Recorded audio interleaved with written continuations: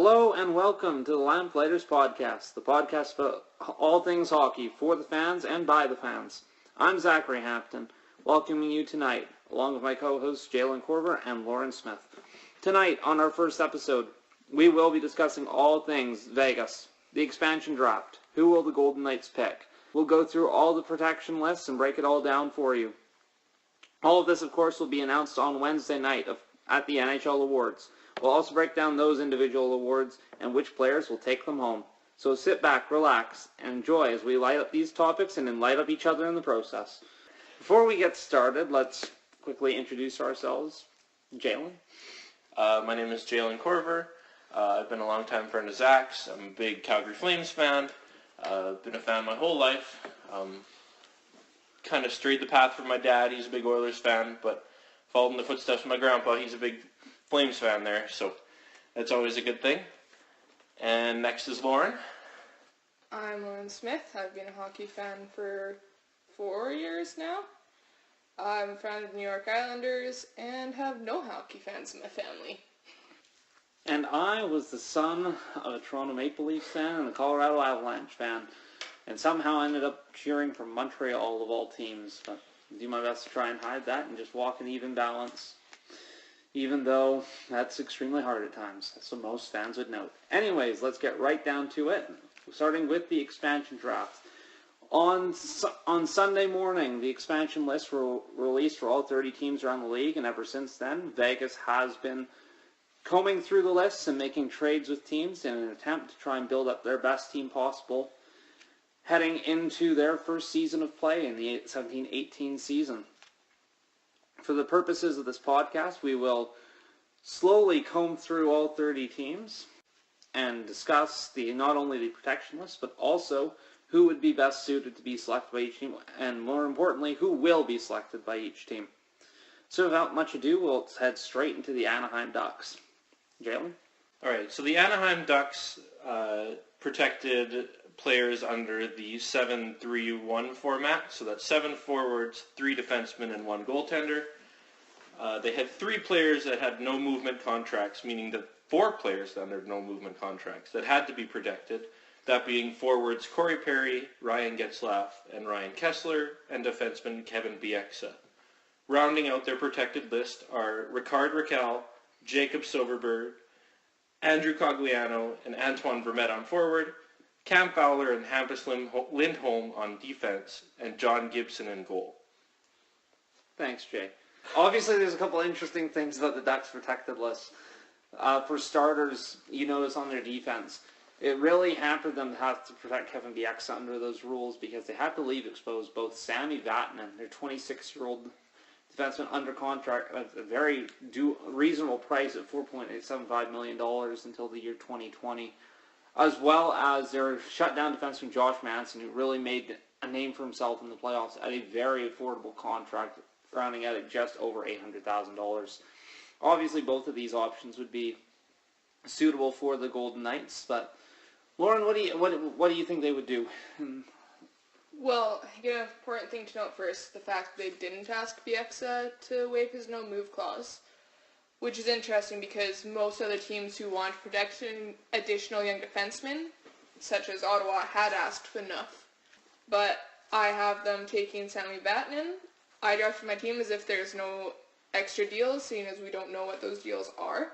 So I took Sami Vatanen with my pick. Yeah, it is worth pointing out that the rumors surrounding Anaheim and Vegas and the potential deal in place are pretty high. It is widely suspected Anaheim has at the very least made a move to protect Josh Manson. Reports are conflicted about Vatanen himself, but for the purposes of at least looking at the team, I would probably imagine that if there's at the very least a deal for Manson in place, I would imagine Vegas would select Vatanen. He's among out of all exposed defensemen among all 30 teams, he's by far probably the most suited to be a top 4 defenseman among any team, I'd say. Yeah, I would agree.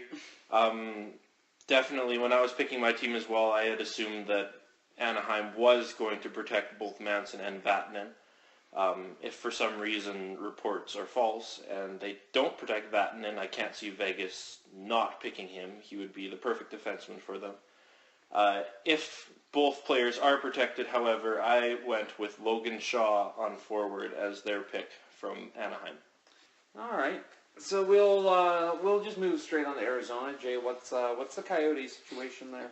So unlike Anaheim, Arizona opted for the 8 skaters, 1 goaltender protection list. They protected Tobias Reeder, Jordan Martinook, Anthony Duclair, Nick Cousins, Oliver Ekman-Larsson, Alex Goligoski, Connor Murphy, Luke Shen, and in goal, they protected Chad Johnson, who's a UFA come July 1st, and he's mostly just a placeholder because they needed to protect a goaltender. Of course, you know all about that with Mike Smith's trade over the weekend. Yes, but that is a discussion for another time. No, of course it is. All right. So obviously, there's a few interesting names on their availability list.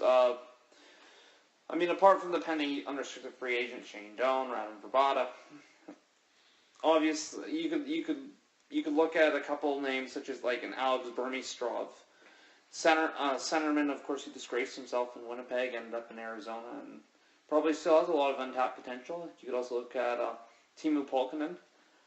He was a waiver wire pickup from the Detroit Red Wings earlier this season. Would probably be very serviceable as well. Lauren, who did you end up going with, though? I actually went with Peter Holland. Looking at a lot of his stats, he's actually pretty comparable to someone like Mistrov, and I just like him for his age and his experience. Jalen? Personally, I went with Alexander Burmistrov. Centerman again, pretty cheap contract. I think, like you said, a lot of untapped potential there. He could be a good centerman for them in the future.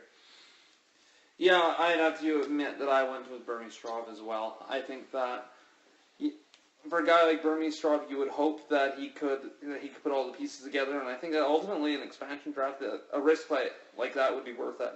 I think that's on a team like Arizona, especially where you don't have a ton of talent or an immediate player who you look at and say, oh, we got to have him. I think Burmistrov has the potential to be probably a good number 2 center if he could ever put the pieces together, and we'll just have to wait and see if he could. I can tell you by reading all the expert mock expansion drafts, Burmistrov did seem to be the consensus pick from Arizona, but we'll have to wait and see what happens on that. As we'll move into our first Original 6 team, the Boston Bruins. Jalen, what's Boston looking like there? Boston also went with the 7-3-1 protection list. On forward, they protected David Krejci, Patrice Bergeron, Brad Marchand, David Backes, Riley Nash, David Pasternak, and Ryan Spooner. Defense, they opted for Torrey Krug, Zdeno Chara, and Kevin Miller. And in goal, they protected Tuukka Rask. All right. Now, the expansion list for Boston was interesting on defense. Where they protected Krug, protected Chara, protected Kevin Miller. Kevin Miller, they protected. Colin Miller not being unprotected is a little bit of an interesting move, as is Adam McQuaid. Veteran defenseman, of course, was with them on their cup run in 2011, I believe. Yeah, on that roster. So I think you've got more than a few interesting choices. I can just hear the Bruins fans screaming from Massachusetts, though. Pick Matt Bolesky and that albatross of a contract that he has. What is it? $3.8 million? Yes, that is correct. So, again, we asked Lauren to lead off. What do you look at here for Boston, and what's the... I took Colin Miller. He's pretty young. A relatively cheap defenseman. He'll be an RFA next year. And when you start looking at the fancy stats, he actually outrates all of the other Boston defensemen. Even Torrey Krug. Wow. Yeah. Keep in mind, he played 61 games, which is going to impact that a bit. But yeah, for the games that he played and the minutes he was on, fancy stats actually rate him higher. Zach, who'd you go with? Who did I go with? I went off the board in Boston. Yeah, Colin Miller was a little bit tempting, but for a team like Vegas, what you've got to do is you've got to be able to pick players not only who are going to be NHL ready now, but you've got to look for players down the line. And looking at Boston's protection list, they do have one of the better goaltending prospects who would be available in the expansion draft, Malcolm Subban. He already got a tad bit of NHL experience this year. Even though his starts were a little rough, I still think that he has massive amount of potential to be a solid number one, probably, or at least one would hope if he has any fraction of talent that his older brother has. One would hope that he could at least make maybe splitting a starting job at one point in time. So I went with Malcolm Subban. I was hoping I would be the first one to go with an off-the-board pick, but yes, I also went with Malcolm Subban.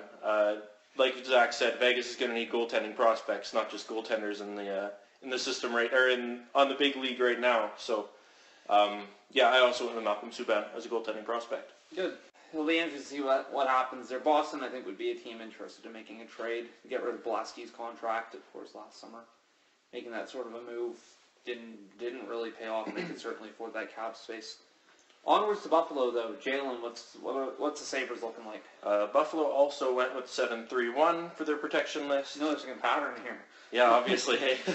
On forward, they protected Ryan O'Reilly, Kyle Okposo, Evander Kane, Tyler Ennis, Marcus Foligno, Johan Larsson, and Zemgus Girgensons, which is one of the weirdest names probably in the NHL. Was that all-star pick a few years ago? That all-star pick, yes. I would agree. On defense, they protected Rasmus Ristolainen, Jake McCabe, and Nathan Beaulieu. And in goal, they protected Robin Lehner. Sabres is an interesting case. A couple of their unprotected players really look interesting in Zach Bogosian and Matt Molson. Two big contracts with two well-proven NHL players. Lauren, what do you say about Buffalo? I actually went with William Carrier. He is a young left wing. He's only 22, pretty cheap, and looking at his stats, he looks like he's a lot of potential to develop in the future. When I was making my list, I really kept in mind the fact that McPhee talked about wanting to contend for the Cup in 6 years. So that would put him more towards his prime years, given his age. So I went with him instead. And Jalen, what did you do? I also went with William Carrier. I think he's just too tempting as a forward to not pick. Again, that potential, I think he has great potential for Vegas because McPhee has already said that he wants to go for younger players who have potential as his picks for Vegas. So that's who I went with for my pick. And we were going to have a pretty unanimous selection. Went with William Carrier, young budding power forward, drafted second round, actually by the St. Louis Blues in 2013. He looks like he could be primed for the job, though, being a point-per-game scorer back in the Quebec junior leagues, back in his junior career, and even posting some very solid numbers with the Rochester Americans over the past few seasons. I think that he could develop into a strong power forward. As you say, even at 22 years old, still could be one of those future pieces moving ahead. So I think that's happy to have a unanimous selection. That's good. Good on us. Look at that. And look what team we're at now, Jay. Oh, it's my Calgary Flames. The Calgary Flames also opted for the 7-3-1 protection, as did most teams. On forward, they protected Johnny Gaudreau, Sean Monahan, Michael Frolik, Michael Backlund, Michael Furlan, Curtis Lazar, and Sam Bennett. Defense, they protected their big three defensemen, which were pretty obvious, Mark Giordano, Dougie Hamilton, and TJ Brody. And in goal, they protected their newly acquired Mike Smith. This was probably the most straightforward expansion list in the whole draft, to be honest. The Calgary Flames had just the pieces they had. They got top high-end talent, and the pieces they have at the bottom it would not hurt to lose any player who they've left unprotected at this point. Lauren, what do you think? I went with Troy Brouwer. Part of the reason is he's a right winger, which I actually had a harder time drafting those. I found there weren't a lot of cheap young right wingers. I like the fact that he's older. He's a UFA in a few years, so they aren't tied down super long term with that contract, and he would bring a lot of leadership to the team, which since I drafted a younger team, that was something that I wanted in a few of my players. That's an interesting pick for a couple of reasons.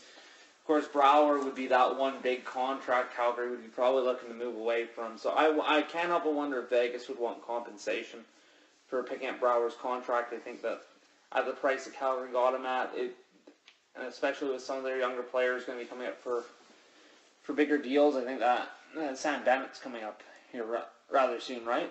Yeah, this season. This right? season Yeah. is an RFA. Yeah, he's due for a new contract right away here. Well, perhaps we should just move straight to you, Jay. What, you think this is your team? So Who was your pick? You never said your pick. Oh, you want to hear my pick? Yeah, My pick your was, second. my pick would have to be Brett Kulak. Young 23-year-old defenseman. If you look at Calgary's roster, as I said earlier, I think that they are a team that you'd probably look at one of their younger players. I don't know if their veterans would be players who you would necessarily covet. I don't think any team's going to be jumping at Matt Stajan or Lance Boma, to say the least. But I think it either, for me, it came down to either Hunter Shinkaruk or it came down to Brett Kulak. And I think Kulak at this point, in the time that he has been up in Calgary, appears to be a bit more of an NHL-ready product, perhaps than Shinkaruk does at this point for me. Jay, what do you think? Yeah, I would agree with you. Kulak's probably my second pick of players that I think would come off of Calgary and go to Vegas. First, I'm going to have to go with Dennis Weidman. Of course. No, I don't think Dennis Weidman will find another job. Beware all in the linesmen. NHL, but beware all linesmen, yes, exactly. There is a couple players I considered that Vegas might take. Like Zach said, both Brett Kulak and Hunter Shinkaruk are both really attractive. But like Zach said, Shinkaruk's a little young yet, and he's a little bit unproven. I think there's also better defensive prospects that Vegas could pick over Brett Kulak. There's a lot of them out there, and you're going to go out and pick high-ranked players because good defensemen are a dime a dozen. So I did end up going with Troy Brouwer. You get the McPhee effect, of course, because he's familiar with them. Troy will provide that extra leadership for the Vegas team that I got was pretty young as well.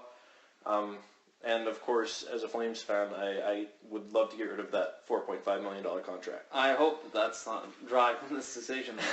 No, it's not. No, that's who I picked. But I would put a dark horse on Matt Stajan, like Zach. Zach didn't think so, but I think he'd provide great leadership as well. He's a decent centerman, and from all I've heard, he's a beauty of a guy. So I think Vegas would love that kind of guy in their locker room. I just think you can get leadership from other places. I would have been more drawn to Witherspoon, actually. We were talking about younger players, but and next up we have the Carolina Hurricanes. One of the more interesting teams. You really don't run into too many Hurricanes fans up here. Well, given that this podcast happened in Lethbridge. You're going to get some Hurricanes fans, just not Carolina Hurricanes fans. Of course, but anyways, we're talking about Carolina here. So Jay, what are the Hurricanes looking for their protection list? Hurricanes also went with the 7-3-1 protection list.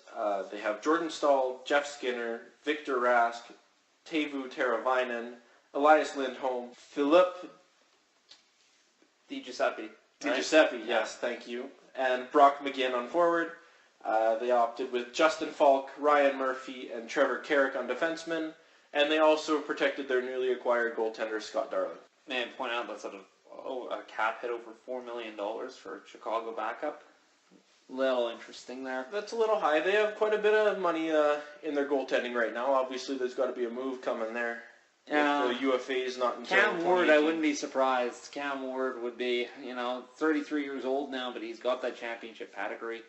But Carolina's got probably one of the best up-and-coming young defenses in hockey, though. You're just anchored there by Justin Falk, and you got the likes of Carrick, and you've got Noah Hannafin coming out, Jake Bean, Hayden Fleury. You've got a lot of pieces there.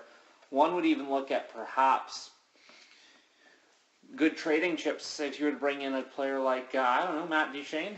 But anyway, Lauren, what did you look at for Carolina? I actually took Joachim Nordstrom. He's a 24-year-old left wing. He's still pretty cheap. He'll be an RFA in 2018. His stats are alright. They're not amazing, but I think that he could be a good fit. And there really wasn't anyone on this team that jumped out to me. A lot of people like Lee Stempniak. I just found him to be older than what I would like on this team. Again, looking at a young contending team, I think that Joakim Nordstrom would have a better chance. Yeah, Nordstrom, as I understand, they were using him as a bit of a situational guy last year. I think that they were looking at him as quite a penalty killer, among other things. Jalen, what were you looking at for Carolina? I actually did go with Lee Stempniak as my choice from Carolina. I think he'll provide that leadership as well up on forwards. He's had a few seasons with 40 or more points as well. He'd be immediately a top 9 forward, and he's a UFA next year, so he could be one of those trade deadline acquisitions that teams look for to push them over the top. I gotta agree with you, Jay. Lee Stempniak was the one I was looking at for many of the reasons that you mentioned. I referred to that leadership during discussion on Calgary. I think that Lee Stempniak will be one of those guys who would bring that to the table. I think easy candidate for wearing an A. He's put up 40-point seasons over the past 2 years on what some would consider to be a declining career. So maybe there's a bit of a Ray Whitney effect going on there. And of course, who doesn't want to see him add another jersey to the collection? He's already got 10. Yeah, playing for 10 different teams. So who's to say that this isn't number 11? And as you say, a great chip to move at the trade deadline. I think there'd be a lot of teams who would jump on him for a second-round pick, and I don't think that George McPhee would be turning that down at this point. No, he's already said that he wants to collect draft picks, so building for the future for sure. And we'll look and see what Carolina does. But as Lauren says, I think Nordstrom would also be. I think it's probably going to be one of those two. I imagine. Yeah. Maybe Cam Ward is a dark horse, but I think there's too many other good goaltenders out there. And we're certainly going to be coming up to them here pretty quickly. But first, we've got to get through Chicago, though. So, Jay, what's Chicago looking like? Chicago, again, they have so many no-movement clauses that their protected list is pretty obvious here. Patrick Kane, Jonathan Toews, Marian Hossa, Artem Anisimov all have no-movement clauses. Also on forward, they protected Richard Panik, Ryan Hartman, and Thomas Jurko. Jurko. Depends whether you want the native or the English pronunciation, I guess. We're going with Jurko. On defense, they had to protect their 3 defensemen with no-movement clauses, that being Brent Seabrook, Duncan Keith, and Nicholas Hjalmarsson. And then on goaltender, they had to protect again their no-movement clause goaltender and Corey Crawford. Yeah, they were pretty handcuffed. 8 no-movement clauses will do that to you, of course. I mean, although the trade winds around Hjalmarsson and Seabrook have certainly been around over the past few days. We'll see if anything happens after the trade freeze ends on Thursday morning, though. They can move in a whole variety of directions here. Vegas could, although they are the one. This is probably the one team, though, where there is a trade, and it seems to have been leaked out pretty well. Although, Lauren, who did you end up going with? I went with Trevor Van Riemsdyk. That's exactly it there. Yeah, Trevor. It sounds like there's a deal in place that would send Vegas would either select Marcus Kruger, or Trevor Van Riemsdyk, and they'd be requiring the other one in a deal. So, I mean, even without that, Trevor Van Riemsdyk is a pretty appealing young defender to take. His fantasy stats are pretty good. If you start to look, I know you don't like them, Jalen. No, I've never been. When you start looking for his, looking at the minutes he actually plays, where his stats are sitting are actually quite high. They're approaching what your number 1 defender would be having, with far less time on the ice. And he's an RFA right now. His current cap hit is less than $1 million, and he's only 25. Again, going back to having a young team, I think that he's a great defender to add to that. Yeah, and Jalen, I can only assume you did the same thing there. Yeah. I went with the rumors, went with Van Riemsdyk. Yeah, I don't even think this merits a discussion anymore. No. Lauren pretty well covered it. So let's head straight to Colorado. Of course, posting one of the worst seasons since I believe the old Atlanta Thrashers were still around. Oh wow! So I mean, this was a historically bad season, and what did GM Joe Sakic do with his production list here, Jay? One of my favorite players, Joe Sakic, went and protected Nathan McKinnon, Matt Duchene, Gabriel Landeskog, Blake Como, Rocco Grimaldi, Sven Andrighetto, and Matt Nieto. Defense, they went with Eric Johnson, Tyson Barrie, and Nikita Zadorov. And then in goaltending, they went with Semyon Varlamov as their protected goaltender. Well, I'm happy that they were at least able to protect Zadorov, buying out, of course, Francois Beauchemin a couple days before the expansion lists were due. But they still got some pieces here. They've got some pieces here which I think Vegas might be willing to covet. But, Lauren, which one of those pieces did you select? I went with probably the dark horse. I went with Mikhail Grigorenko. Grigorenko. He's still pretty young. I think he has a lot of potential to come. I was going back and forth between him and Joe Coborn for one of your lower end forwards. Both of them are pretty affordable, but Joe Coborn is coming off of a pretty bad season, and Grigorenko seems to be on a bit of an upward trend. Yeah, so I went with him. Jalen, what did you look at?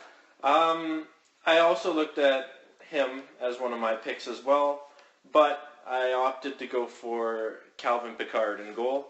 I think Vegas is going to take as many goaltenders as they can and hold them ransom until teams step up and need a goaltender and then pay handsomely for them. I think Pickard has a good future ahead of him. I think he's kind of been stuck in Colorado there behind Varlamov. I think he still has great potential and could be a good pickup by another team. Yeah, I think Malcolm Subban fills that role pretty well for me. In terms of young developing goalies. But yeah, I ended up going with Mikhail Grigorenko as well, actually. He was, of course, being a 12th overall pick. He has a ton of talent coming over in that Ryan O'Reilly deal to the Avalanche. Of course, he hasn't tapped into it still, though. I know they were hoping that Patrick Waugh, back when he was coaching, would be able to bring that out of him, since he coached him, I believe, for the background parts as well, but that didn't work out. But, as I said earlier during the Burmistrov pick, this expansion draft, you take some flyers on players who may be undervalued by the teams they're currently on, and I think Colorado is taking a bit of a chance leaving Grigorenko here. I think that he could turn out to be a very valuable piece, and I think Vegas would be absolutely within their rights to go after Grigorenko, and hopefully he could turn out for them as well as they originally projected back in his draft year. So that should just about cover Colorado, though, as we head now into Columbus, the Blue Jackets. Hashtag Lumbus. Yes, Lumbus. All Lumbus. those years ago. Classic. So anyways, Columbus went with 7-3-1 as well.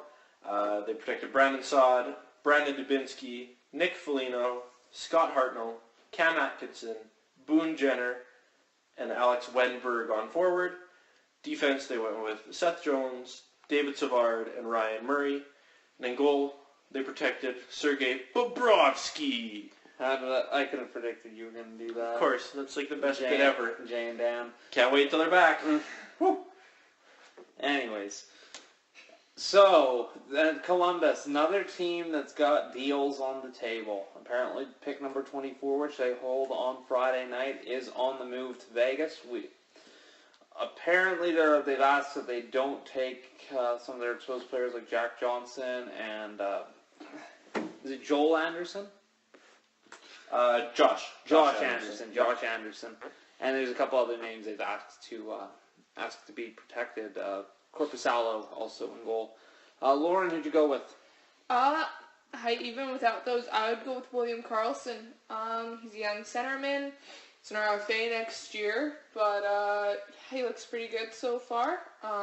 He's only 24, which, again, looking at Vegas, wanting to be young, wanting to compete about 6 years, it's going to put him around 30, which, you're looking at some of his better years of his career at that point. So that's who I went with. That's who I went with as well. I went with William Karlsson. I'm glad to see that we're all of one mind again. Yeah. William Karlsson, Coach Tortorella really did trust him in some high pressure situations, and from what I understand, he really stepped up to bat. And yeah, I think Vegas could use a couple young players with some good experience in those sorts of situations. So we'll see what they do. But I think that this one's I think they should be able to reap that first round draft pick and probably get a good player in Karlsson as well. So as we look at the Dallas Stars. Dallas went with 7-3-1 as well. Again, reoccurring theme here. They protected Jamie Benn, Jason Spezza, Tyler Seguin, Antoine Roussel, Brett Ritchie, Radek Faksa, Valerie Nichushkin on forward, and then went with John Klingberg, Stephen Johns, and Essa Lindell on defense. And in goal, newly acquired tower Ben Bishop. That's an ugly look in the crease, though. Someone's getting bought out. Yeah, someone has probably Antoniemi, but they make up for it with that young defensive core. But they've got some pieces. Again, another team that's got some pieces, and I think someone questioned protecting Valerie Nishkinen. Although there are rumors swirling of a potential return to North America, of course, with Lindy Ruff heading out the door, maybe that conflict could be thrown by the wayside, and Nishkinen could get back into the roster and what will be likely a contender in Dallas next year. Lauren, who'd you go with, though? I actually went with Cody Eakin at center. He is 26 right now. He has an alright cap hit. I just think that he's a piece for now, but also one that they could move if they wanted to. He's one of their better available players. Again, this was a team where I really didn't see that many appealing players to take. It was kind of the best of not a lot of great pieces. I think that there's some pieces which are all right. I took a good look at Jamie Alexiak, that giant tower of a man on defense, but as someone who's a little behind in his development. I have to agree with you, though. I ended up going with Eakin, even though there were rumors on the table this week that Eakin was going to Edmonton for Jordan Eberle, but obviously with him being unprotected, that seems to be a little unfounded.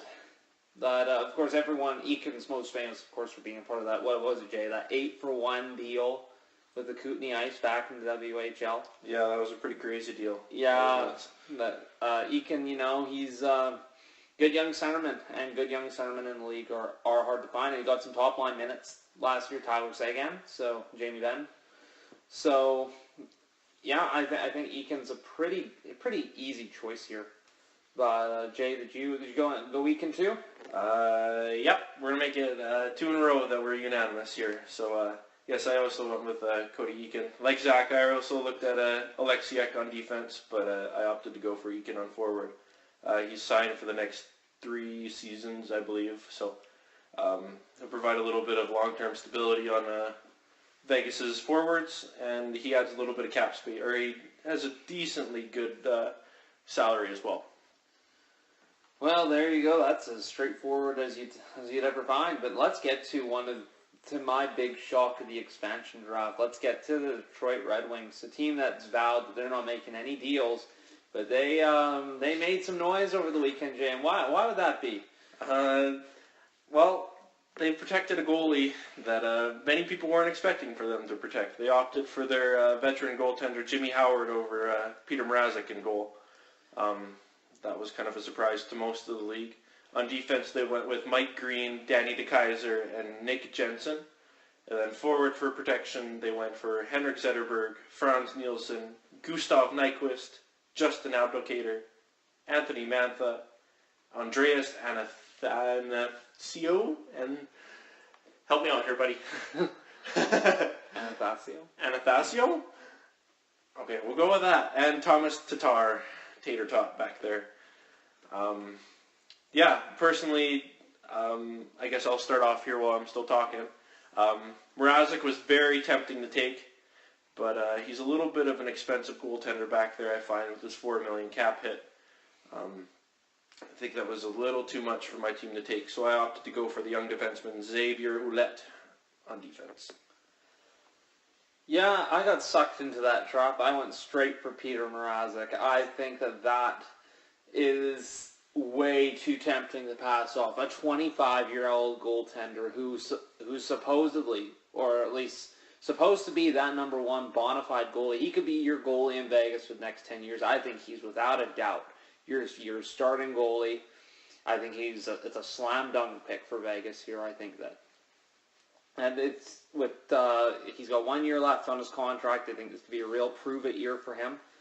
Yeah, I mean, there were reports going around, of course. His unprotection was a real shock. I mean, there were some speculation of some attitude problems and whatnot. I know that his contract negotiation with Detroit last year was a little contentious over the fact they weren't able to move Jimmy Howard and give him that bona fide number one spot. But I think that comes more from his compete level more than it does any sort of motion of him not putting the team ahead first. But I think he really just wants a chance to prove himself, and I think that Vegas is absolutely the right fit for him. And I think that is poor asset management on the part of Ken Holland.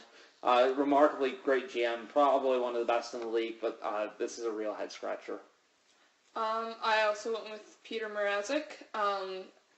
Similar reasons, but for me, I think he's one of the options that either they can keep and have a really great goaltender to come, or you trade him away and you can get a pretty good, decent amount of value for him, I think. All right. So with Detroit done, I guess we're moving on to those boys up north, those Edmonton Oilers. Jay, you know how much you love them so much. So why don't you tell us who they protected? Well, they didn't have to protect their superstar Connor McDavid because he's too young, so that was one protection spot. But I'm sure if he was around, I'm sure they would use all 10 protection spots on him. I'm kidding, of course. He's a great player. I just really don't like Edmonton. Anyways, on forward, they protected the Nuge, Ryan Nugent-Hopkins, Milan Lucic, Jordan Eberle, Mark Letestu, Patrick Maroon, Zach Kassian, and Leon Draisaitl. Defense, they opted for Andre Sekera, Oscar Klefbom, and Adam Larson, and in goal, Cam Talbot. I think Edmonton's a team with nothing but scraps for who you're picking. I'd be shocked if everyone around the table didn't go with Griffin Reinhart. Yeah. Do we have a consensus there with Griffin Reinhart? That is who I went with. I did hear a rumor earlier this week that Vegas was talking to Chris Russell. That could be, I guess, a UFA signing that would prevent them picking someone else off the Oilers. But I think if they don't, then Griffin Reinhart's a great pick. One of those defensemen that probably needs a second chance again, a third chance now, I guess, somewhere else to hopefully make it into the big show. Yeah, well, I mean, as an Islanders fan, I got to see him a bit in the playoffs a few years back, and obviously they trusted him well enough at that point to put him in a playoff series against Washington. When they still had players like Pollock in their system. But I went with him. He's a solid, I think he has the potential to develop into a solid left-handed defenseman. And looking at Chris Russell, with him being a UFA, I think that Vegas would be better served taking Reinhart, and they may talk with Russell and then sign him actually following July 1st. Instead of wasting the spot on that UFA. Yeah, I completely on side with Griffin Reinhart, and I think we've covered the base pretty well there, but I think the next team is another good one. A team that left maybe a player or two that maybe they should have protected. Jay, what can you tell us about Florida? Florida, to buck the trend here for a bit, they went with the 8 skaters, 1 goaltender. Oh, protection. thank goodness. So, at least somebody did. Someone finally in this whole list of teams. They protected Jonathan Huberdeau. I don't know. I like saying that name. Huberdeau, yeah. I like saying that name. Huberdeau. Oh, Alexander Barkov, Vincent Trocheck, and Nick Bjugstad. On defense, they protected Aaron Ekblad, Keith Yandel, Mark Pissick, and Alex Petrovic. And then goal, they went with James Reimer instead of the classic Roberto Luongo. You could do a whole variety of things here. There's a couple good choices, but Lauren, who'd you look at? I actually took Jason Demers. Again, going back, I like his fancy stats for the amount of time that he actually plays. he's considered on par with what your model for number one defender is. On top of that, he's a right-handed defenseman, which we know in this league definitely holds value. Also, he would be a defender on what I have as a very young defensive core, who then you're bringing in some more experience and some leadership, which I think is important. All right, and then Jay, what did you opt for? I went with the obvious pick on forward, who they left unprotected, Jonathan Marchessault. I think he had 30 goals last year. I don't think you could, for $750,000 for a contract, I think that's too stupid of a risk not to take if you're Vegas.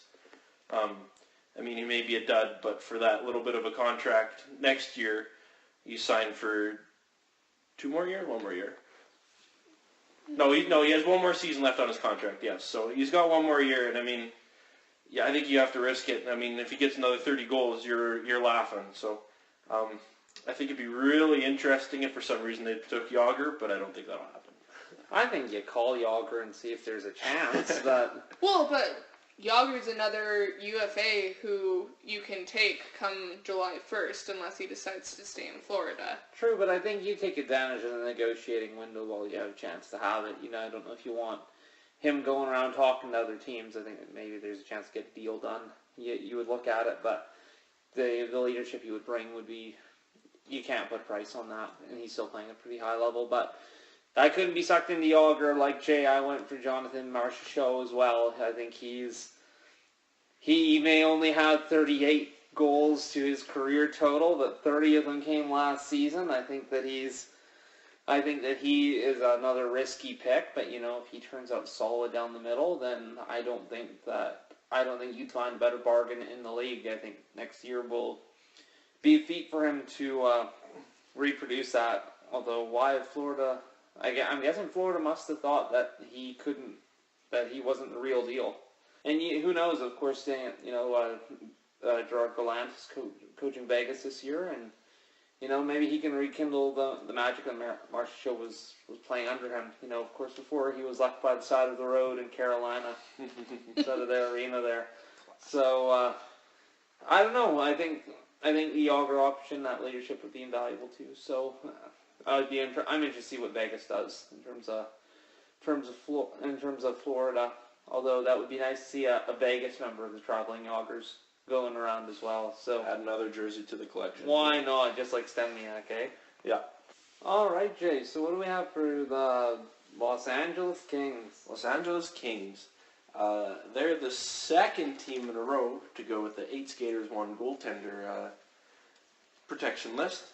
They protected Anze Kopitar, Jeff Carter, Tyler Toffoli, Tanner Pearson, Drew Doughty, Alec Martinez, Jake Muzzin, and Derek Forbort on defense, and then went with Jonathan Quick, to no surprise, in goal. Well, before they traded Ben Bishop to the Stars, perhaps maybe that was maybe been a little more contentious. But yep. Lauren, what do you say? What's LA looking like? I took Braden McNabb. He's a relatively young defender. I like the look of him. I was looking at his stats. I think he'd be a good addition. I also went with Braden McNabb on defense. Another good young defenseman. He's shown for stretches a couple years ago, even recently, that he's been able to keep up with Drew Doughty, so he can keep up with the elite defensemen out there. And I think it'd be a great pick for them. Yeah, 3 for 3. McNabb is probably the best player left by LA, and then probably fills a nice hole on defense for Vegas as well. So McNabb, 3 for 3. Let's move straight to, oh boy, Minnesota. They went with 7-3-1 for their protection list. Zach Parise, depends who you talk to. Mikko Koivu, Jason Pominville, Charlie Coyle, Jason Zucker, the native Vegas player that everyone was hoping would leave unprotected so that he can go play in his hometown. Nino Niederreiter, Mikael Granlund, Ryan Suter, Jared Spurgeon, and Jonas Brodin, and then Devin Dubnyk in goal. So I think the real question here is, you got probably three choices. You got probably Eric Stahl, Marco Scandella, or Matt Dumba. Depends who Minnesota decides to make a trade and prevent from Vegas taking. We're probably looking at a three-way deal for one of those three, eh? Unless Yeah, you're picking Dumba. Yeah, that's who I had Vegas taking, assuming that they leave everybody unprotected. Dumba's the obvious choice to take. They'd be dumb, but not to. Yeah, I went with Matt Dumba. He's a right-hand defenseman, has alright stats. Shot suppression isn't great, but he's a great offensive upside. So, kind of have a trade-off there, but he's not crazy expensive and pretty young still, so he's a lot of time to develop. I think that over time, with some good coaching, you can really develop him into being one of your top defenders. 3 for 3, gotta be Matt Dumba. Although, I think you'd be crazy not to call and see if you could do a three-way deal surrounding Eric Stahl after the season he had last year. And maybe even Vegas would look at Eric Stahl. I think that you'd be looking for some star power, and I think that Stahl's name holds a lot of weight in the league, and probably aside from McGinley and Yager in terms of players who Vegas could potentially get, I think probably Eric Stahl's going to be right up there in terms of name recognition in the NHL. So, yeah, Jalen, who's next? Oh, Zach, it's your team there, the Montreal Canadiens. Do you want to take this one and say who they're protecting here? Well, isn't this nice of you? Thank you so much. So, of course, Montreal went down the 7-3-1 system as well, starting in the back, of course, with Carey Price, before moving on the back end with Shea Weber, Jeff Petrie, and Jordy Ben. Of course, moving Nathan Beaulieu to Buffalo before the draft on Saturday. And up front, we have Max Pacioretty, Andrew Shaw, Brendan Gallagher, Paul Byron, Philip Deneau, Alex Galchenyuk, who trade rumors continue to surround, and, of course, newest member of the team, Jonathan Drouin, and his shiny new $5.5 million contract in terms of average annual value. Yeah, that's a pretty big one. Yeah, who did you have them taking, Zach? Well, if I'm Vegas, my first call is to Alexander Radulov to see if he'll sign a deal, and perhaps, Montreal. You listen to Mark Bergevin's press conference during the Drouin signing. He mentioned about Radulov's current negotiation that term was important. So I think if I'm Vegas, maybe I call up with a 5, 6, 7 year deal just because Montreal ain't going to match that. Maybe you can bring a player who showed a heck of a lot of flair last year. Maybe you can bring him on board and probably be a great top line player. But presuming Radulov doesn't go for Vegas or they don't go for him, you have a couple good choices. But I think ultimately you would zero in on one of either Brandon Davidson on defense or Charles Hudon up front, and I think you would go for Hudon, or at least I did. He's had a lot of offensive flair in the American Hockey League, and I think that he was just a victim of circumstance here, and I think Vegas would be picking up a good future bona fide offensive threat if they manage to grab him, which I project that they will. I actually went a different route. I actually took Jacob Delarose. I find Alexander Radulov to be a little bit overrated. He's also already 30. When you're looking at a player wanting term, taking into account what George McPhee talked about with wanting to have a young team, do you really want to sign a player to be on your team until he's 36 when you want to be making a run at the Cup? Jacob Delarose is only 22. I think he has a lot of time to develop. Looking at his stats, Radulov underperforms a bit for what he's making. Delarose is far more affordable, and still young enough that he's going to stay pretty affordable to come. So I went with him instead. I got contention about the points on Radulov, but Jay, we'll move to you. I had Vegas picking up Thomas Plekanec. I'm sure Zach would be pretty happy to get rid of that cap hit from Plekanec on Montreal's team. I will miss the turtlenecks, though. The turtlenecks, of course. I had troubles almost reaching the cap floor for my Vegas team, so picking up Plekanec. He's a little bit older, but he can still score. He's still putting up them points. He's a good leader, so I had him as Vegas picking him up. I'll agree on leadership, but he was not putting up the points last year, much to my chagrin.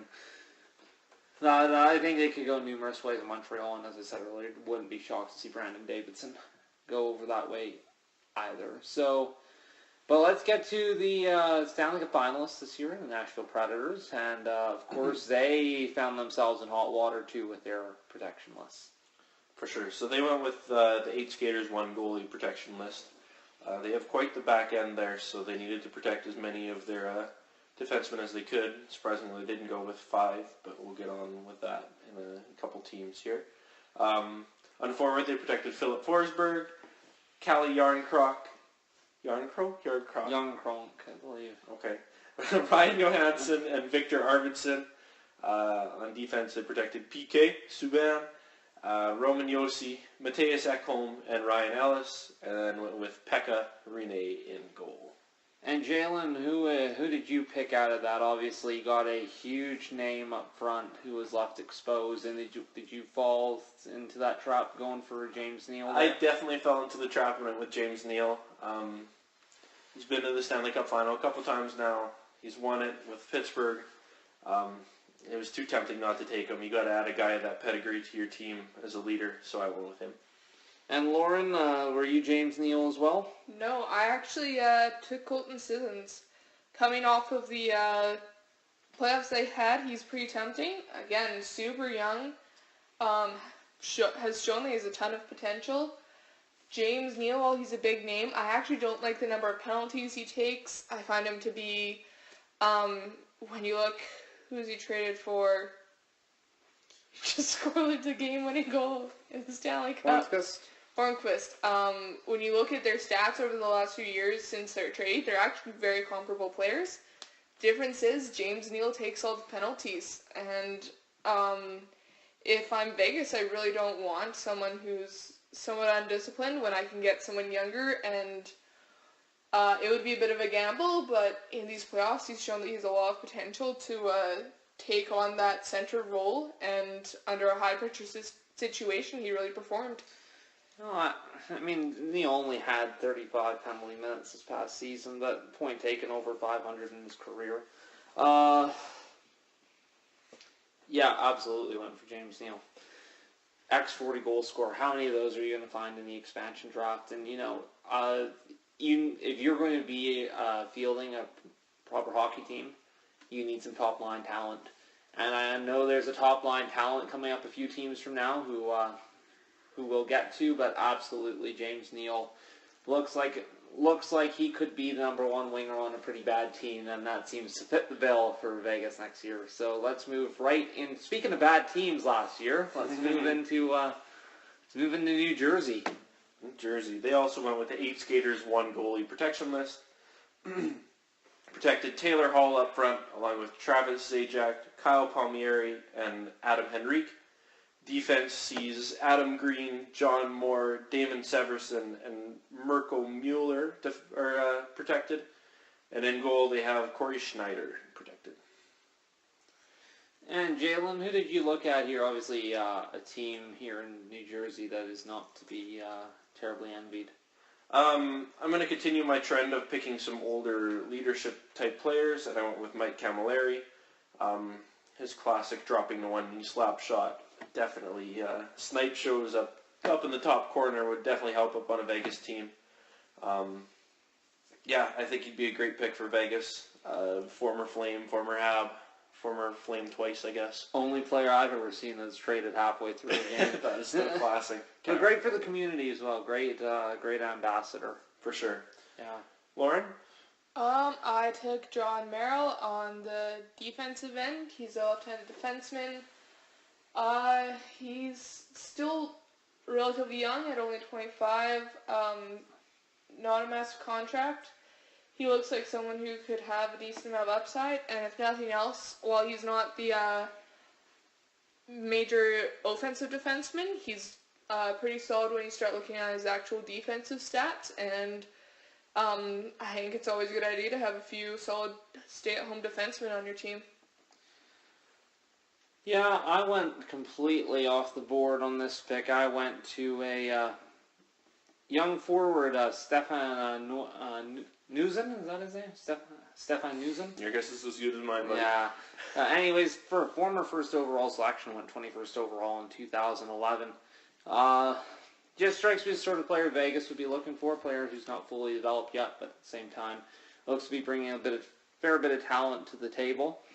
Yeah, I think that he would be a pretty good selection at this point. I think I was in the market for a younger forward, and he seems to fit the bill better than anyone else on Jersey. Although I wouldn't be shocked to see Jacob Josephson.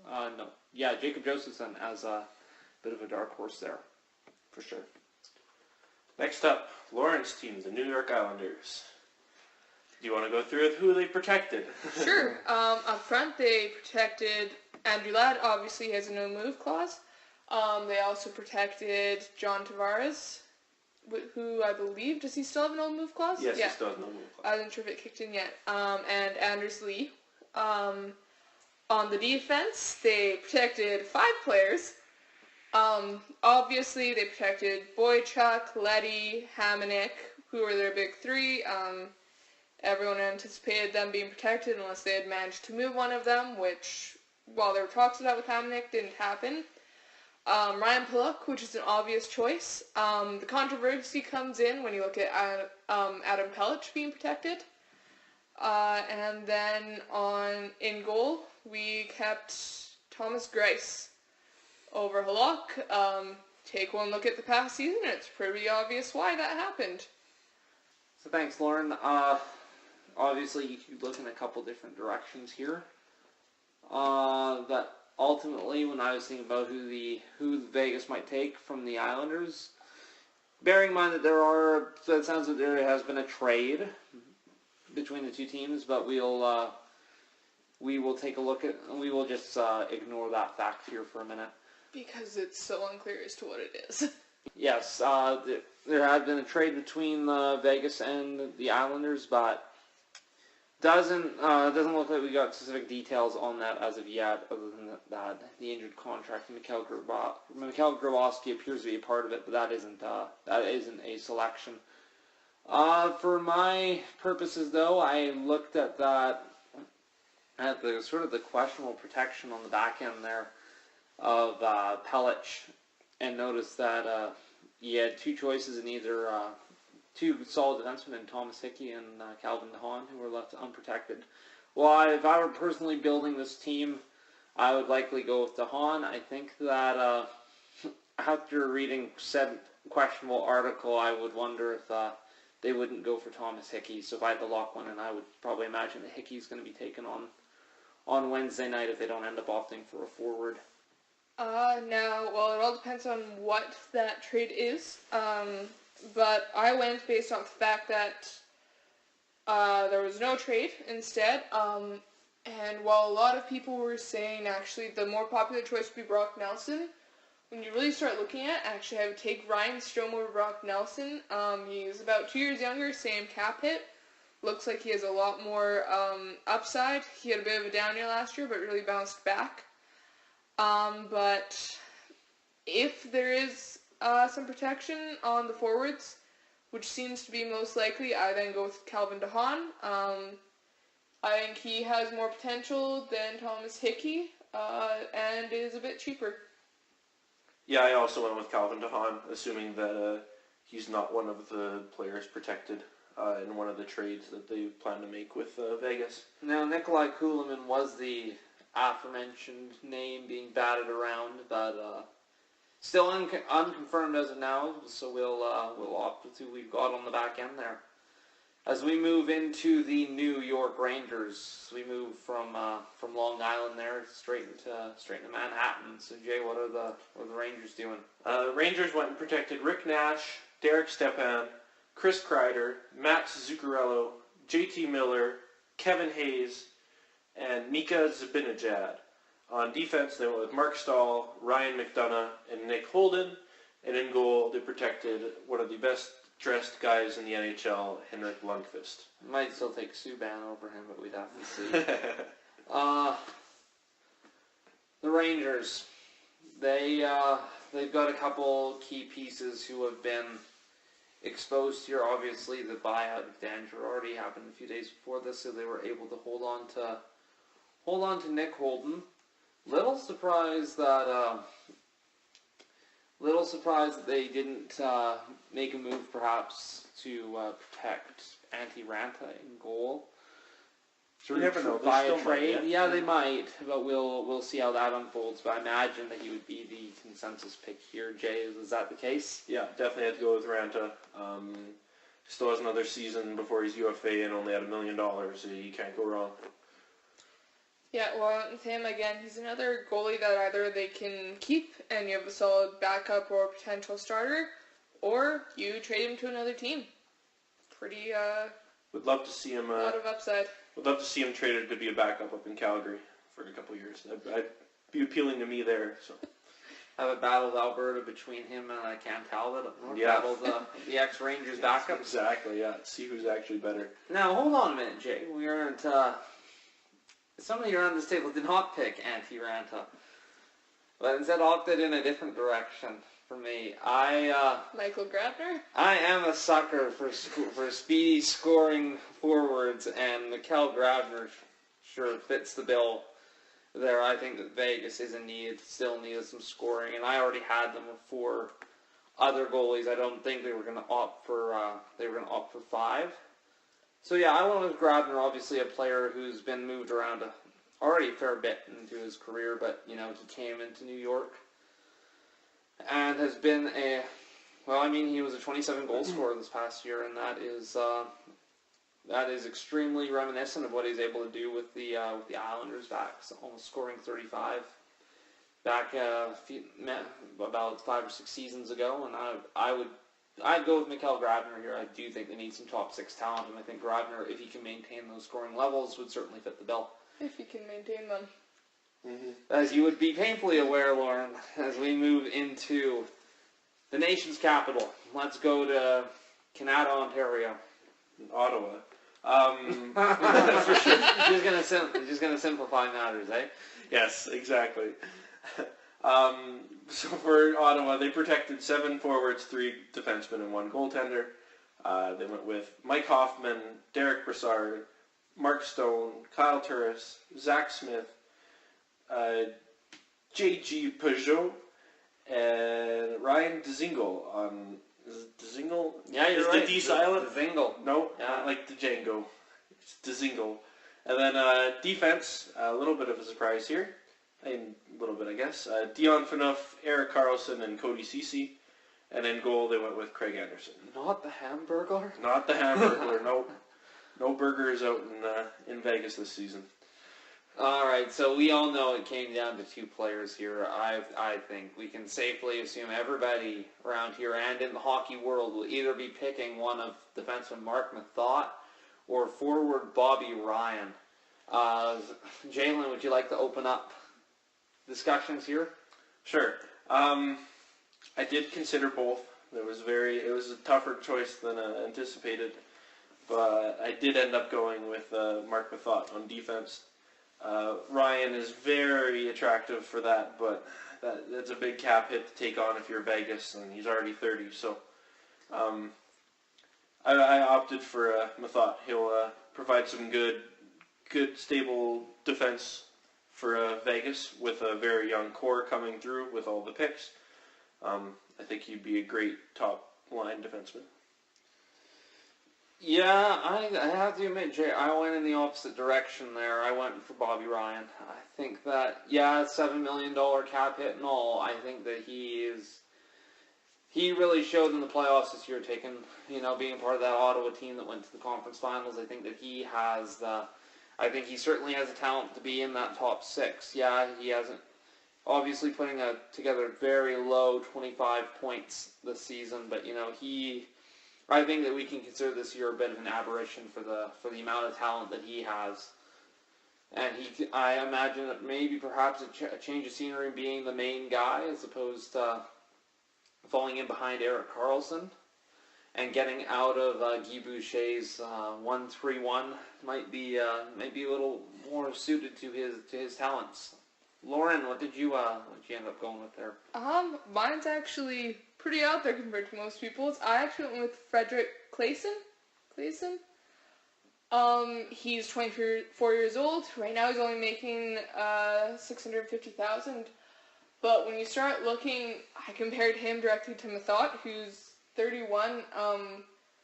You get into some of the, again, going back to fan stats, he has a huge amount of upside. Ranked pretty highly. He only played 33 games, but I think that once he gets up and really starts becoming a full-time NHLer, I think that he's going to be the better choice of the two. And I think that he'll have a lot of offensive upside, and I think that that'll serve Vegas really well. That was really off the wall. That was very off the board. I haven't seen a single prediction that hasn't gone with one of the two. I had originally gone with Mark Mathot, but after looking into it more, he actually really wasn't the best choice of the two. I really think the big risk here is that they go with Mathot and deal him elsewhere. I think he's highly sought after. I would not be shocked to see that happen at all. But I'm sticking with Ryan, and we'll see what happens as we move into the city of brotherly love, Philadelphia. Philadelphia went and protected Claude Giroux, Jakub Voracek, Braden Shen, Valtteri Filppula, Sean Couturier, Wayne Simmons, Scott Lawton, Shane Gostisbehere, Radko Gudas, Brandon Manning, and Anthony Stolarz in goal. Okay, so Philadelphia here, you got a couple nice little attractive options, but Jay, what did you go for? There's a couple interesting picks that I could go with here. Matt Reed, Michael Raffle, both were appealing. I did end up going with their pending free agent Michael Del Zotto. Young defenseman again, should provide good defense back on Vegas' young end, fit in there well. That's what I went with. And Lauren? I went the Michael Raffle route. He seems to have a decent amount of upside for being a winger. Seemed like a pretty obvious choice. Not a horrible cap hit, and filled out the left wing a little bit. Yeah, I went with Michael Neuwirth. I actually went and headed into the goal. A little bit of a dark horse pick. I think that at 29 years old and a very attractive $2.5 million cap hit for the next 2 years, he would make a very suitable backup goalie for, in my eyes, Peter Mrazek. I think that Neuwirth, while okay, he's probably a little behind Antti Ranta, as we discussed earlier. I do think that I would rather have Grabner than any other player on the Flyers roster, and therefore I ended up opting for Neuwirth there. So, interesting pick, very interesting pick, Zach. Yeah. With the amount of other goaltenders in the league, Neuwirth definitely wasn't up there for me personally. I've seen him out there in a couple of them, and I'm gonna take a flyer. You were just waiting for that word to. Oh my goodness. Anyways, moving on to the Cup champion Pittsburgh Penguins. The two-time Cup champion Pittsburgh Penguins. Good call. I don't think anybody wants to be reminded of that here. But it's a fact. Yeah, I don't mind Pittsburgh. What are you talking about? Yeah, let's just move on. Can we just jump to San Jose? No, we're going to quick mention Pittsburgh. We all know who they're picking here anyways. We're going to go through who they protected, and then we're going to have to. So they went with 8 skaters, 1 goalie. Evgeny Malkin, Sidney Crosby, Phil Kessel, all obvious protections, mostly because they have no movement clauses, but they would have been protected anyways. Patrick Hornqvist, and then on defense they went with Chris Letang, Ole Mata, Justin Schultz, and Brian Dumoulin, and then in goal, did not go with the no movement clause Marc-Andre Fleury because he waived it, and instead went with the young phenom Matt Murray. Well, there's no doubt what they're doing here. Let's just call it for Marc-Andre Fleury and move right along. Yep. Not Benino. Marc-Andre Or Rust. Fleury. Or Hagelin. Rust would have at least intrigued me a little bit. But I think you still have to go with Fleury, judging by all the rumors. I think Fleury is the obvious choice. I wouldn't be horribly shocked if they went with a Hagelin or a Rust. But yeah, I think the obvious choice is take Fleury, and you flip one of him or Mrazek. Well, the fancy rumor going around is that they're going to be flipping Fleury back to Philadelphia, and wouldn't that just create the most interesting dynamic in the world?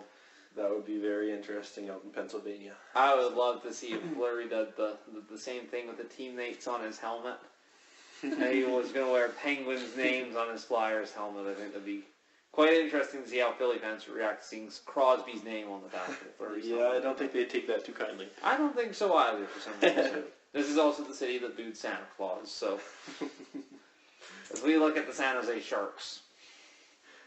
San Jose went with 7 forwards, 3 defensemen, 1 goalie, opting to protect Joe Pavelski, Logan Couture, Thomas Hertl, Melker Karlsson, Jannik Hansen, Ryan Carpenter, Chris Tierney, Brett Burns, Mark-Edward Vlasic, Justin Braun, and in goal, Martin Jones. Can we talk about the fact that apparently Ryan Carpenter's only ever played 12 NHL games?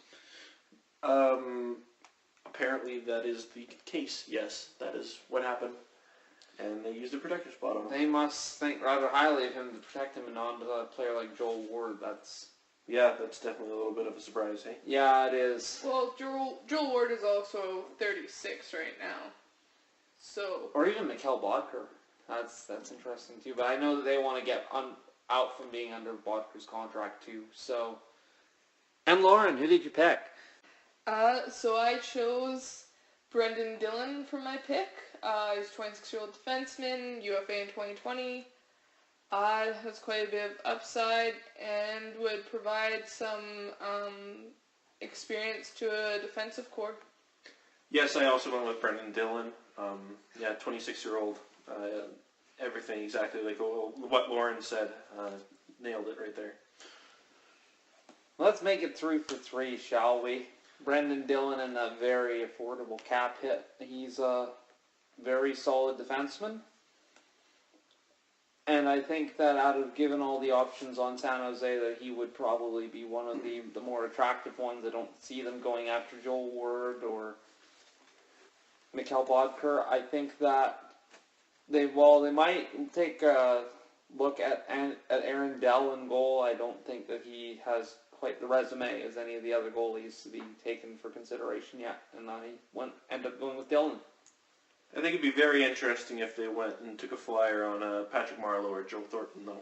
Yeah. Both older guys, but could provide some great leadership out there as well. I don't see Thornton leaving the Bay Area. I think Marleau will definitely move on, but I don't know if Marleau... I think Marleau, given his resume, would probably want a win-now situation. I think they both would.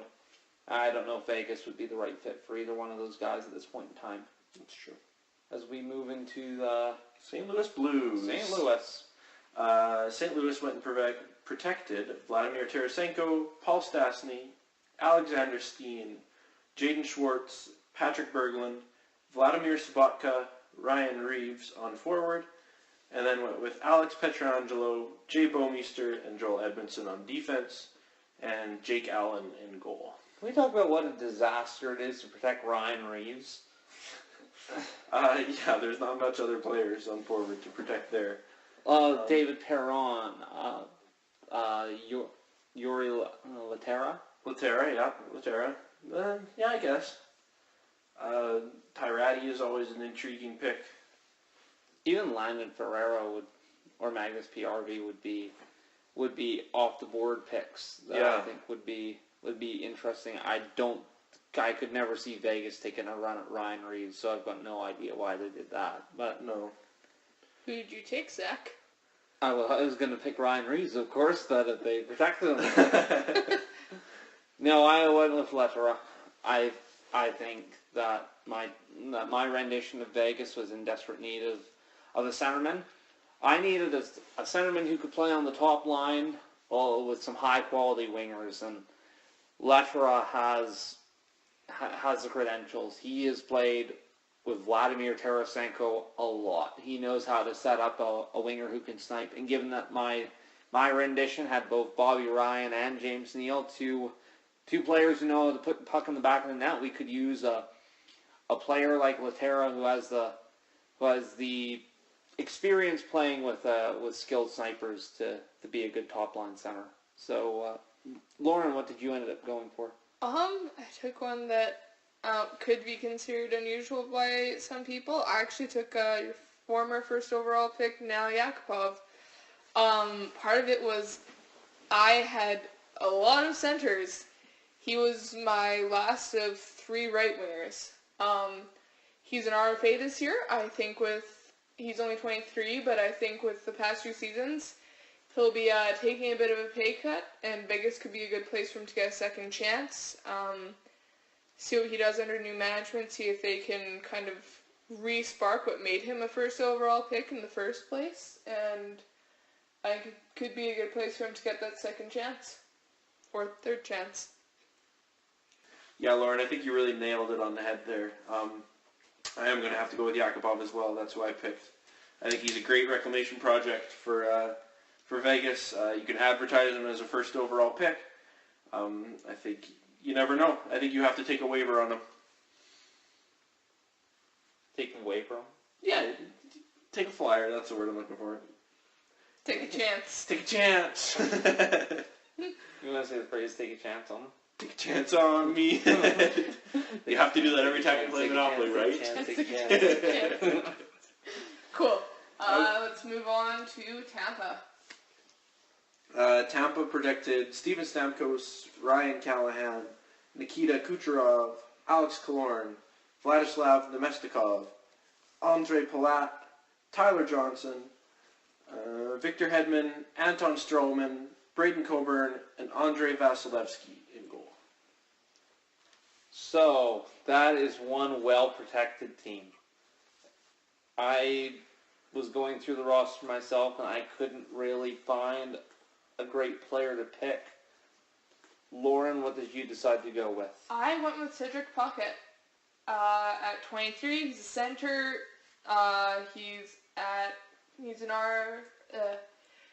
He's under contract at $812,500. He's an RFA next year. Looks like he have a decent amount of upside in the future, and nothing else. He's a decent piece that you could flip. And Jalen? I personally went with Jake Dochin on defense. I think he's going to be a stud defenseman. He's kind of younger right now. He only played a few games for Tampa last year, that being 35 games last year with the Lightning, 11 assists plus 10. He's a big guy, 7'3", 210 on the back end. Right-handed defenseman, which is always nice. Exactly. You can never have a shortage of those. I think he's one of those good pickups that won't come on maybe to the team right away, but will be a good farm team player that you can call up if there's ever an injury. Yeah, I went off the board apparently. I was looking at some of the expert expansion lists, and I kept seeing the same popping up over and over. I had to double check to see how on earth you pronounce it, but according to my sources, it's going to be Cuckoo.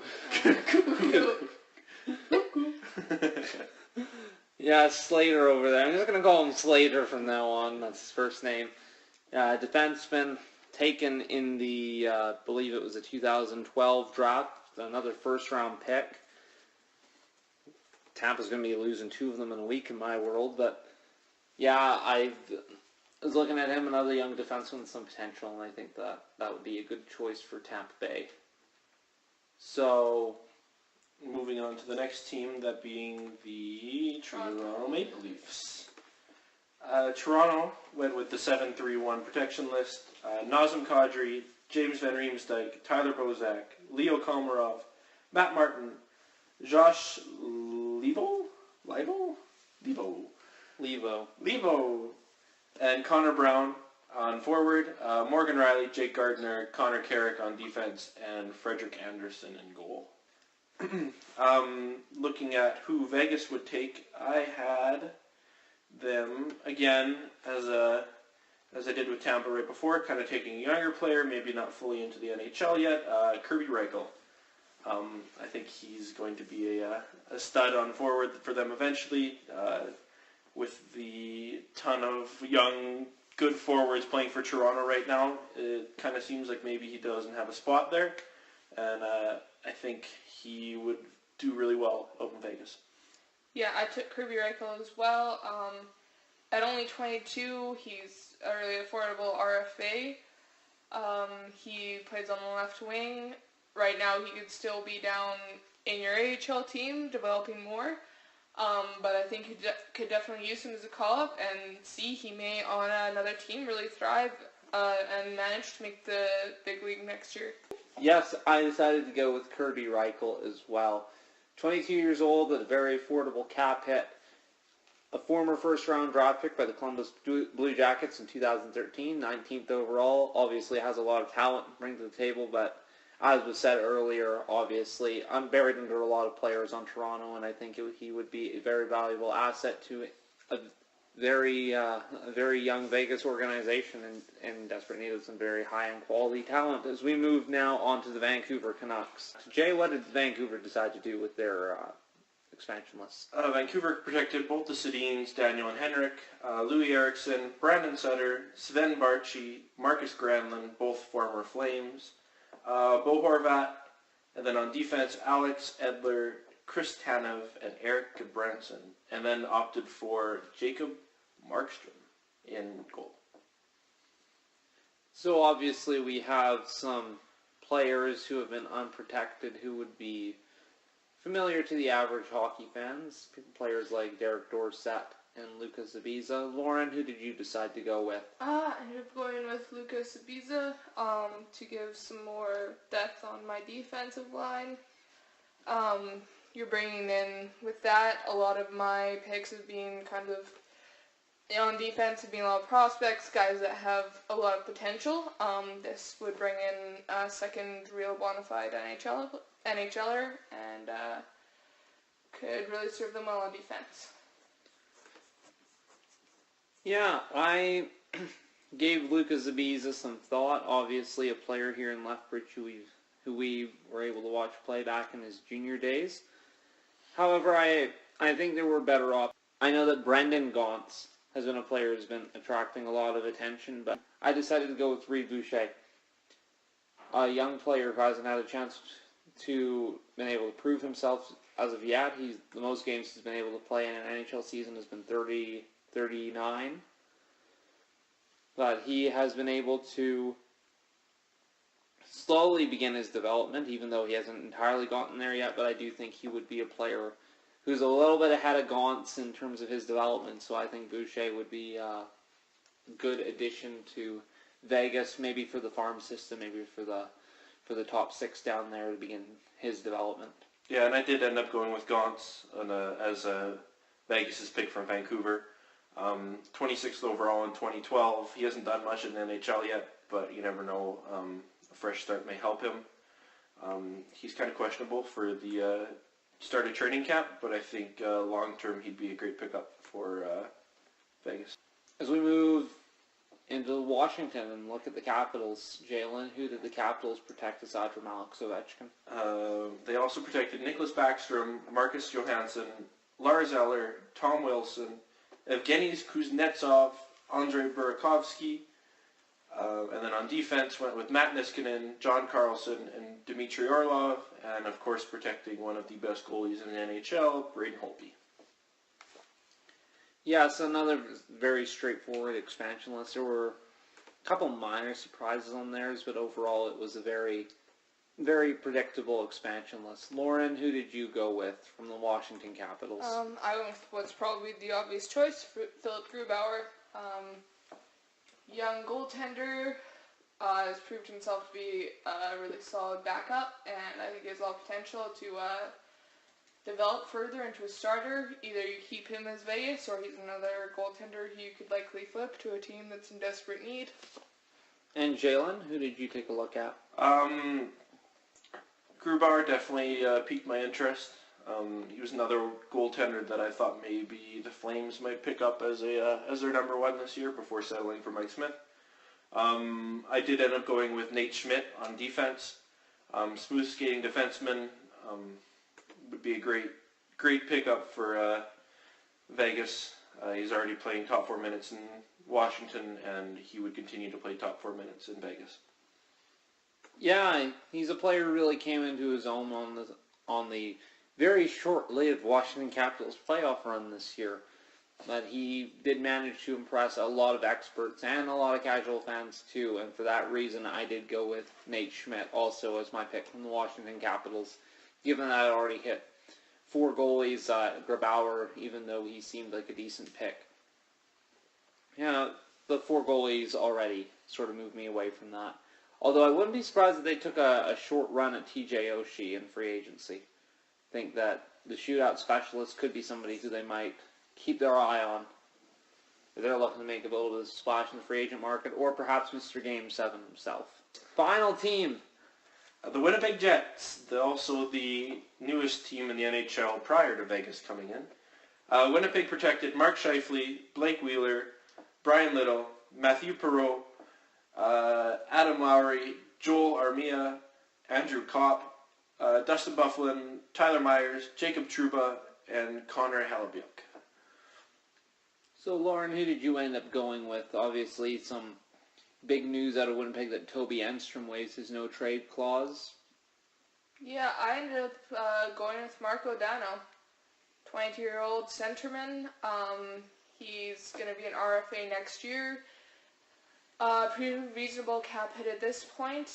Looking into him, I thought they had quite a bit of upside, and again, looking at the fact that McPhee talked about wanting to be able to contend for a cup in 6 years, it's going to put him at 28, which should be around his prime years, so I would pick Marco Dano. Jalen? I second that. I definitely went with Marco Dano as well. I was looking at a few mock drafts before this, and every one of them had Marco Dano coming off of Winnipeg going to Vegas. Seems like a great pickup for Vegas to take Marco. Yeah, the interesting thing about Marco Dano is that he was incredibly sought after a great first year in Columbus. A part of 2 very notable trades early on in his career. First of all, going to Chicago in the Brandon Saad deal, and then being relayed to Winnipeg by Chicago in the Andrew Ladd deal. And for my money, I do think Marco Dano is the slam dunk choice, even though I like Enstrom. Personally, I do like Enstrom, but I do think Dano is the smart choice given his age and his potential moving forward. And that will wrap up all 30 teams in the NHL. We will see what Vegas has to do with the announcements on Wednesday night. Obviously, we were expecting some trades too, but we'll see who comes closest to the actual team. It should be an exciting process to watch this happen. Expansion drafts happen rarely in the NHL anymore. Last one was 17 years ago, so it's been an absolute thrill to have all the excitement of the lists and everything that this one promised to do. So let's move right along to NHL Awards then. Take a quick look at those. We're going to start off with the Calder. Our nominees are Patrick Laine, Austin Matthews, and Zach Werenski. I think that the pretty obvious choice for this is going to be Austin Matthews. Yeah, I would have. Laine was a good pick as well until he got injured. I think he definitely would have given Austin Matthews a run for his money. Yeah. But I think I still have to go with Matthews. Yes, I think that Matthews would be the slam dunk choice again. Laine, had he not gotten hurt, could he gotten 40 goals? Perhaps. And Zach Werenski definitely deserves consideration. I think that I have tons of respect for any young blue liner who can do what he did this season. Did a very good job, but as we saw with Aaron Blatt a couple of years ago, defensemen for the Calder Trophy are few and far between, especially when you have 2 offensive firepowers like Matthews and Laine. So I think that Matthews has got this in the bag. Alright, next we're going to move right along to Lady Byng Trophy, with our nominees being Johnny Gaudreau, Michael Gravland, and Vladimir Tarasenko. Thoughts? as a Calgary fan, you know who I'm going to pick. I got to go with my boy Johnny. Of course you would. No reason at all. I just have to pick him because he's a Flame. Yeah, I was looking at the point totals and comparing them to the amount of PIM. And while Johnny Gaudreau did have the least amount of penalty minutes as compared to the other two nominees, he did also have the lowest point total as compared to the other two nominees as well. And not that this award is just all about PIM and point total, but the correlation is extremely high, and for that reason, I am going to go with the highest point total, that being Vladimir Tarasenko in St. Louis, 75 points this year and only 12 PIM to speak of. Incredibly well-mannered and high-skilled player. I agree completely with Zach. So let's move on to the Selkie. Bit of an odd group of nominees this year. We're straying away from your typical Taves being on there. Instead, we're going with Patrice Bergeron, Ryan Kessler, and Mikko Koivu. I think Bergeron is the obvious choice. Bergeron's to lose. Yeah. Yeah, I would agree. Again, my Flames bias is coming out here. I would have liked to have seen a Backlund up in there, but yeah, you can't go wrong with Patrice Bergeron as the winner for the Selke this year. Yeah. We're going to go on to the Vezina. Our nominees are Sergei Bobrovsky. Bobrovsky! Oh, no. Braden Holtby. Take a draw. And Carey Price. I think it's pretty obvious who Zach's choice is going to be, but Sergei Bobrovsky. Sergei Bobrovsky. Absolutely.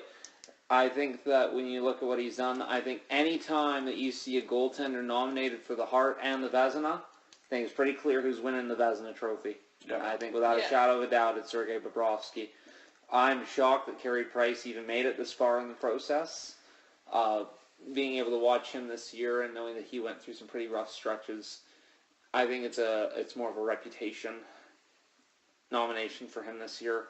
He did post some extremely good stats, but again, I don't know if it was top 3 in the league. Braden Holtby, great year as usual, piles up the wins, but I think Bobrovsky did prove to himself to be the best goaltender in the league this year. For sure. Yeah, so I took as well. Now moving on to our defensemen, we're going to get in with the Norse. We've got Brent Burns, Victor Hedman, and Erik Karlsson. Got to be Karlsson to lose. Yeah, I would agree. He ramped it up in the playoffs. I know playoffs aren't included in the consideration for the Norris, but man, what a defenseman out there in Ottawa all season.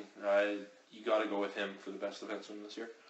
Yeah, I think bias-wise, I think that it will be Karlsson, but stats-wise, I would actually go with Victor Hedman. I think statistically speaking, even though his team didn't make the playoffs, I think that he had the better stats, but based on reputation, I think that it'll be going to Erik Karlsson. Moving on, we have the Masterton Award. Craig Anderson. Yeah. Craig Anderson. Craig Anderson. Done. Let's move on. Now the Jack Adams Award, we've got Mike Babcock, Todd McLellan, and John Tortorella.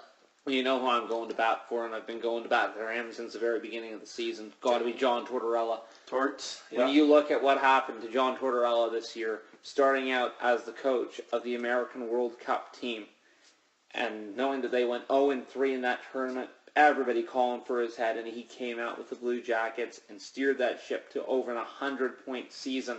And had it not been for a terrible draw in the first round, probably Columbus could have made a little more noise than they did in the 5 games against Pittsburgh. Unfortunately for McLellan and Babcock, in my opinion, I think that you might as well be nominating McDavid and Matthews for this award. I think Tortorella had the least to work with out of all 3. I mean, Cam Atkinson is a 30-goal scorer, really. I think that it came down to systems for Torts, and while he may wear thin on his players, eventually I don't think that the time has come yet, and I think he can really work with players like Dubinsky and Calvert and Nick Foligno, Scott Hartnell. I think these are even though he had disputes with Hartnell. That aside, I think that Tortorella is the perfect coach for the perfect system in Columbus, and that makes him the most viable candidate for Coach of the Year. See, I went with Mike Babcock. I think that taking a team from the very bottom of the league to being in the playoffs And giving Washington a run for their money, although that wasn't included in the voting again. But. No, but like when you look at what he's done, especially compared to even the second year, you look at what happened last year. Toronto finished very bottom of the league. Yeah, he has a lot of great pieces, but at the end of the day, if you don't have a coach who knows how to put those pieces together, it's never going to work. So I think that Mike Babcock is my choice. Okay, moving on to GM of the Year. Do you want to read out the candidates there? Yeah, for GM of the Year, we have Peter Chiarelli, Pierre Dorian, and David Poile. David Poile. Poile, yeah. That's who I go with as well. Yeah.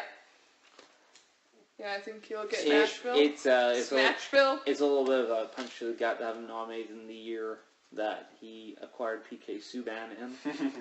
Of course. The magnitude of that deal part of the reason why. is good enough. I think that Peter Chiarelli's acquisition of Larson turned out to prove a lot of people wrong this year, and I wouldn't be surprised to see Chiarelli get the award himself. And then moving on to the Ted Lindsay Award, we've got Sidney Crosby, Connor McDavid, and Brent Burns. Yeah, I think that this award's going to split with the Hart. I don't think that the same person's winning both of them. I think that best player is voted by the players. I believe that they are going to go with Connor McDavid. I think that there's a certain respect to seeing your opponent on the ice, and what McDavid managed to do in the league this year awed a lot of his colleagues, and I think that he is primed to be named the best player as voted by the NHLPA. I'm going to go with Crosby for this one. You talk to anybody in the league and they still say Crosby's one of the hardest players to play against. Seeing that this one's voted by the players, I'm going to have to go with Crosby. I took Connor McDavid. I think he had such an amazing year. Really, it's his first full season considering how much time he missed last year. Taking the Art Ross trophy in his second season is pretty impressive already, and he posted a pretty high total. And then we're going to finish up with the Hart Award. We've got Sidney Crosby and Connor McDavid again, but this time they're joined by Sergei Bobrovsky. See, I think we're going to go converse on this one because I'm going with Sidney Crosby. I think the media is more partial to Crosby. I think he's got a firmly established reputation, as we saw in the Conn Smythe voting. I think also there is a certain amount of hashtag East Coast bias in the awards balloting, and I do think that Sidney Crosby is going to be more likely to win the Hart than he is the Ted Lindsay. Yeah, and we are going to go converse on this one. I'm going to go with McDavid for the Hart. The media just raves over this guy every time. You can't go wrong with McJesus up in Edmonton. I'm going to go with McDavid as well. I think that, if nothing else, and media-wise, it's a great storyline. He took Edmonton where it's been Edmonton for so long, and he was finally that first overall pick that turned that franchise around. He brought them back to the playoffs. I think that holds a lot of weight. And that wraps it up for the awards. Thank you very much for joining us on our inaugural podcast. We hope that you enjoyed it. Invite you to join us on Friday, as we will be filming live on Facebook as we broadcast the NHL entry draft and our reactions to all 31 picks and any potential trades that go down during. You can find us on Facebook, Twitter, and Instagram at LampLighters Pod.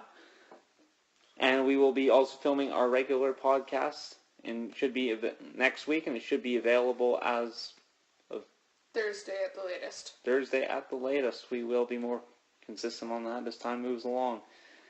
For Jalen Corver and Lauren Smith, this is Zach Hampton signing off. Light that lamp.